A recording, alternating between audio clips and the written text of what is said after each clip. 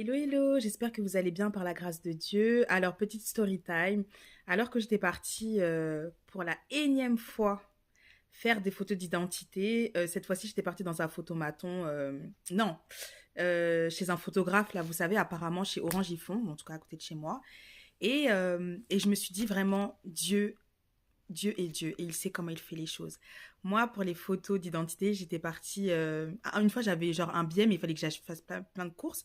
Et du coup, quand j'étais partie voir le photographe vers chez moi, il m'avait sorti une somme que je pouvais pas payer là actuellement, tout de suite. Et donc, du coup, je suis allée au photomato une fois. Euh, c'est pas passé.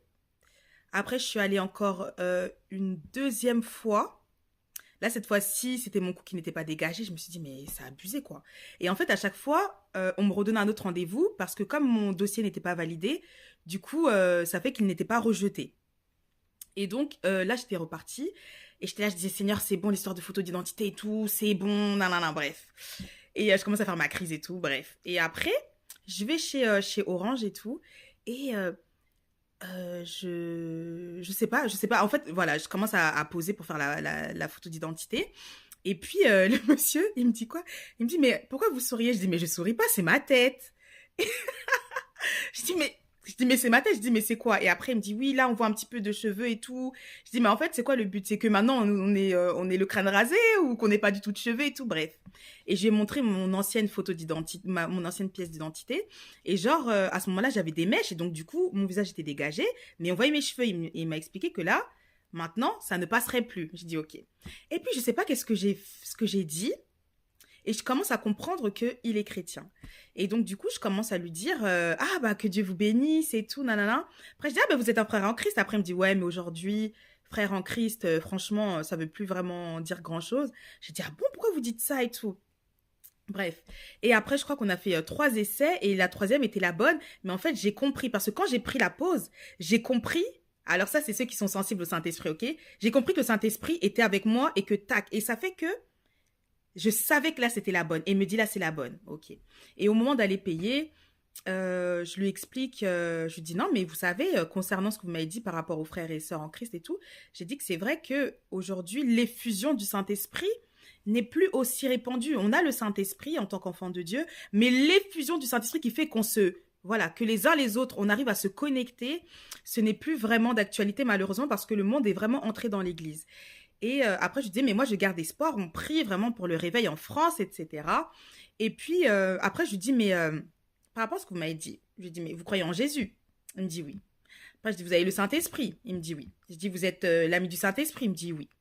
Je dis, bah voilà, pareil pour moi. Donc, vous êtes mon frère en Christ. Et après, il était là, il dit, oui, non, c'est vrai, vous avez raison et tout, etc. Et donc, du coup, moi, j'étais toute contente et tout. Je me suis dit, waouh et tout, parce que la première fois, quand j'étais partie au photomaton, je le sentais pas. Vous savez, il y a des fois, il y a des endroits là, on sent pas. Je me suis dit, ah, non, pas au photomaton, pardon, je confonds. Le photographe, le premier photographe, je sentais pas. Je me suis dit, ah, vraiment. Et là, j'ai compris que le Seigneur avait permis que je puisse être avec un frère en Christ. C'est-à-dire, vous savez, quand on est déjà dans un lieu propice, on se sent bien. Et puis même là-bas, il fallait entrer tout au bout. Voilà, tu sens qu'il y a une place vraiment prévue pour prendre des photos tranquillement. Alors que là où j'étais là, bref. Et donc, du coup, je parlais avec lui et tout. Et voilà, je dis, ah, ben voilà, que Dieu vous bénisse et tout, nanana, toute contente. Et puis, je sors de chez le photographe. Et je tombe sur un monsieur que j'avais rencontré il y a de cela, je sais plus, plusieurs mois, ou même, je crois même presque un an, la dernière fois que je l'ai vu, avant mon voyage missionnaire au Canada. Et, euh, et je le vois et tout, je suis toute contente de le voir. Et en plus, moi, j'étais déjà dans la joie du Saint-Esprit et tout, donc voilà. Et il me reconnaît, je dis, ah, mais c'est toi et tout, nanana. Et après, je lui dis, bah, comment va la santé? Parce qu'il est en fauteuil roulant et tout. Il me dit, ouais, ça va, j'ai changé de traitement, etc., etc. En tout cas, je le sentais beaucoup mieux, beaucoup plus apaisé que la dernière fois quand je l'avais vu. Ce jour-là, il allait vraiment pas bien, ça se voyait même physiquement et tout. Il était un peu déprimé, donc j'avais prié pour lui. Et j'avais donné aussi des paroles prophétiques, etc., par rapport à sa vie, ce que Dieu me mettait à cœur le concernant. Et après, du coup, je dis, et là, alors comment tu te sens? Est-ce que tu sens toujours de la raideur au niveau de tes mains et tout? Il m'a dit un petit peu moins, etc. Donc, du coup, je lui ai proposé de prier pour lui. J'ai prié pour lui et vraiment, la joie du Saint-Esprit nous a envahis et tout. Et donc, voilà. Donc, en fait, je me suis rendu compte que toutes ces péripéties par rapport aux photos, le premier photographe, annulé. Le premier photomaton, annulé. Le deuxième photomaton, annulé. Et là, aujourd'hui, chez le photographe, c'était la bonne pour que je puisse tomber justement sur ce frère. Donc, c'est un musulman et tout. Et mais la fois où je lui avais parlé, c'était tellement incroyable. Il a tellement un appel sur sa vie. Il avait même prié pour moi par rapport à l'avion et tout. J'ai dit, hé, il dit non, vous savez, là, vraiment, avec Jésus, ce n'est même pas une question de religion. C'est une question de relation, c'est une question de cœur. Et après, je lui dis, oh, vraiment, je suis trop contente et tout de te voir. Lui aussi, après, on s'est fait un câlin et tout, après la prière. Et je dis, Seigneur, vraiment, ne le laisse jamais, ne l'oublie jamais. Et donc, du coup, voilà mon moment, voilà, ma petite story time. Je suis trop contente. Jésus est toujours à son poste. Continuons à propager l'amour de Christ, mais vraiment, soyons des missionnaires. Ayons cette pleine conscience que nous devons annoncer Christ. Et c'est à nous de demander au Saint-Esprit sa joie. Et lorsque nous avons une joie débordante, ça déborde, ça rejaillit sur les personnes qui nous entourent. On a de l'amour. Ça nous donne envie de dire même Jésus vous aime, vous voyez? On voit les choses d'une autre manière. Et donc voilà, soyons remplis d'amour les uns pour les autres. Et c'est vrai que lorsque le Saint-Esprit nous envahit, nous inonde de son amour, alors on est rayonnant de joie et on a beaucoup d'amour pour les autres. On les aime, on est capable de leur dire je t'aime de l'amour de Christ, que Dieu te fasse du bien. Et ça, en fait, c'est ce qui manque même dans nos assemblées. C'est trop facile de parler aux personnes que l'on connaît déjà. On n'a rien à gagner. De la même manière où le Seigneur il disait, mais si vous arrivez à faire du bien à ceux qui vous aiment, où est la récompense? Mais si vous arrivez à faire du bien à ceux qui vous ont persécuté, et là le Seigneur dit, ah, ça c'est moi, ça c'est moi. Donc vraiment, soyons comme notre Dieu.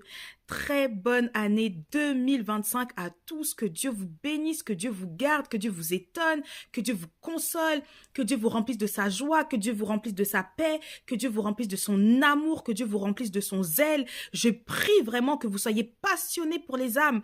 Et vraiment, je ne sais pas pourquoi j'ai à cœur de le dire, parlez aux sans domicile fixe, ils ont besoin de l'amour de Dieu. Aidez-les, donnez-leur de l'argent, c'est pas grave. Vous avez bénissez l'argent avant de leur donner. Ne pensez pas à ce qu'ils vont faire ou déclarez rapidement qu'il ne boira pas d'alcool, qu'il ne se fera pas de mal avec cet argent, mais n'ayons pas la pensée du monde. La pensée du monde, c'est qu'à un moment donné, nous n'ayons plus d'amour pour les autres. Nous n'ayons plus de cœur pour les autres. Nous n'arrivions plus à avoir de la compassion pour les autres. Ça, ce n'est pas pour les enfants de Dieu. Alors je prie que là où le monde est entré dans vos cœurs, que le monde en sorte au nom de Jésus-Christ par la puissance du Saint-Esprit qui est en nous, en chacun de nous, en chacun des enfants de Dieu. Et je prie que vous soyez des intimes du Saint-Esprit. Je prie que vous soyez ses meilleurs amis. Parce que celui qui est le meilleur ami du Saint-Esprit, je vous dis la vérité, il y aura des combats, ça va passer comme ça. Pfiou, ça va partir. Moi, combien de fois il y avait des combats où le Saint-Esprit m'a dit, t'inquiète, je gère. J'ai dit ça depuis quand? J'ai dit, ah, maintenant c'est comme ça. Il me dit, t'inquiète, je gère. Voyez un peu? Donc c'est possible. C'est vraiment, vraiment, vraiment possible. Marchons tous par l'esprit. Et puis toi qui cours toujours derrière les prophètes, si tu es intime avec le Saint-Esprit c'est le prophétique. Tu verras, il te donnera tellement de paroles sur ta vie. Et puis après, comme ça, un jour, il pourra te mettre aussi sur le chemin d'un prophète, oui. Et il te donnera un nouvel éclairage. Mais faisons attention à ne pas glorifier l'homme. Nous devons glorifier l'Éternel des armées. Que le Saint-Esprit soit notre intime, que nous l'aimions de tout notre cœur et c'est lui qui va glorifier Jésus dans nos vies. Le Seigneur dit, aime ton Dieu de tout ton cœur, de toute ton âme, de toute ta force, de toute ta pensée. Tu l'adoreras lui et lui seul. Vous avez vu, hein, c'est la même chose pour les Juifs. Oui, nous avons le même Père, qu'il le veuille ou non. Voilà, c'est vrai. Donc, que Dieu vous bénisse tous et qu'il vous fasse beaucoup de bien et propageons l'amour de Christ, propageons l'évangile. Hein, Jésus vous aime ou que Dieu vous bénisse, ça ne vous coûte rien, mais vous ne savez pas qu'est-ce que vous êtes en train de planter dans la vie de la personne et même dans les générations futures. Bye!